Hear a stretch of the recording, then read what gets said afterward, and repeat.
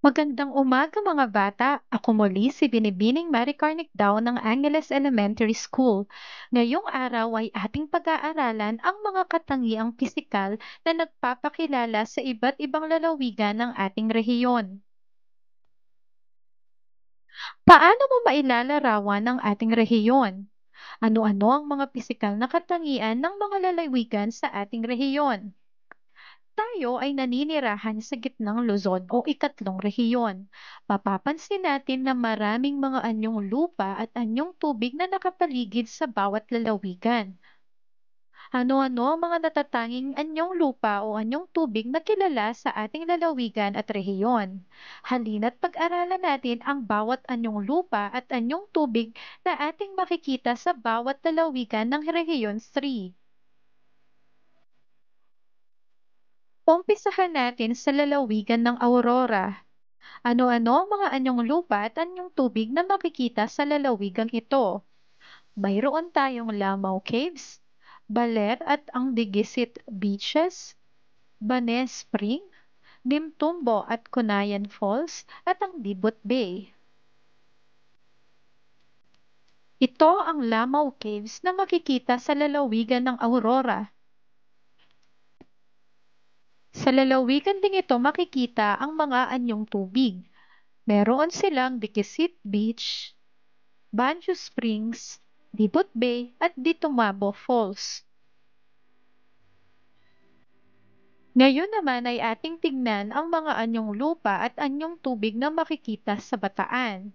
Mayroon tayong Mount Samat, Sibol Spring, Dunsulan and Pasukalan Falls, Talaga Beach at Dinalupihan National Park. Ito ang Mount Samat. Ito naman ang Sibol Spring. Ito ang Pasukalan Falls at Dunsulan Falls.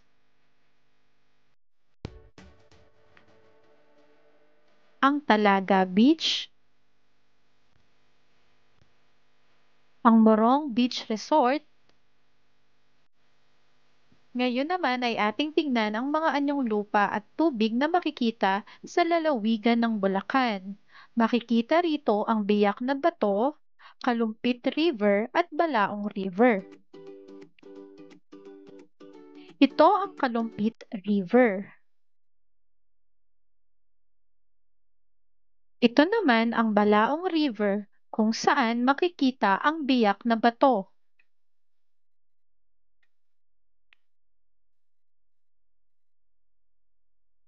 Ito naman ang makasaysayang Biak na Bato Caves.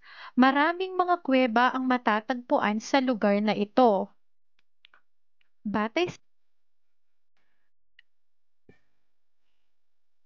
Masasabing makasaysayan din ang lugar na Biak na Bato dahil dito rin nagtago ang kauna-unahang pangulo ng ating bansa na si Emilio Aguinaldo noong panahon ng mga Kastila.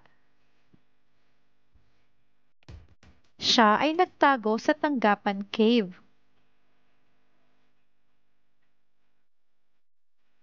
Ngayon naman ay ating pag-aralan ang mga anyong lupa at anyong tubig na makikita sa lalawigan ng Nueva Ecija. Makikita rito ang malawak na kapatagan ng lalawigan, ang Mount Olivet, Peñaranda River, Rizal Hot Springs, Borborayok Spring, Pahunatic Falls at ang Dupinga River. Ito ay ang malawak na kapatagan ng Nueva Ecija. Malaking bahagi ng lalawigan ang ginagamit sa pagtatanim ng palay. Ito ang Mount Olivet. Ito naman ang sikat na Peñaranda River, Dupinga River, Pahunatic Falls.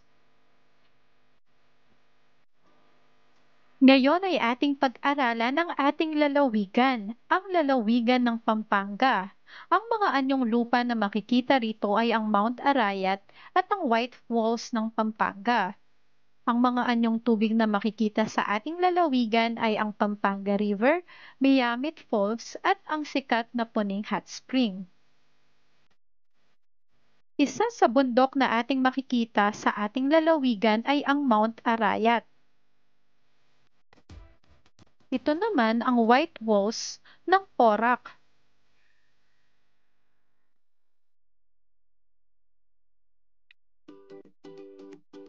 Sa ating lalawigan din makikita ang mahabang ilog ng Pampanga River. Sa Porac ay makikita ang Miamit Falls.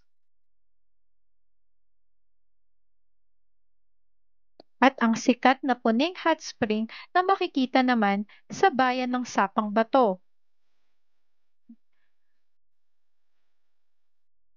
Ngayon naman ay ating pag-aralan ang mga anyong lupa at anyong tubig na makikita sa Tarlac. Mayroon tayong Paradise Island, Anaw Kinabundok Creek, Bueno Hot Spring, Dolores Spring at ang Kamiling River.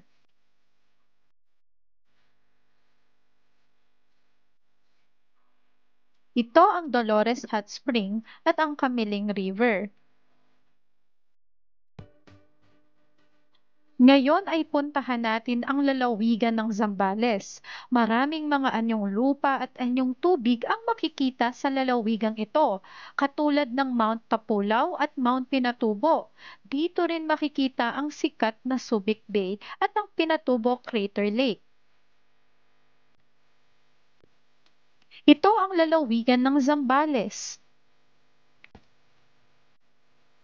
Ito ang Mount Tapulaw. Ito naman ang Mount Pinatubo bago ito sumabog noong 1991. Matapos nitong sumabog ay nagkaroon ito ng isang lake o lawa sa mismong itaas ng bulkan. Ito na ang itsura ng Mount Pinatubo ngayon. Ito naman ang mga sikat na anyong tubig na makikita sa lalawigan ng Zambales.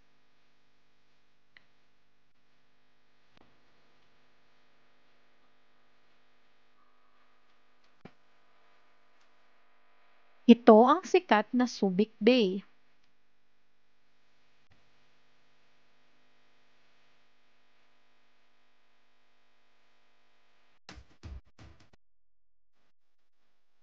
Maraming mga anyong lupa at anyong tubig ang makikita sa ating rehiyon.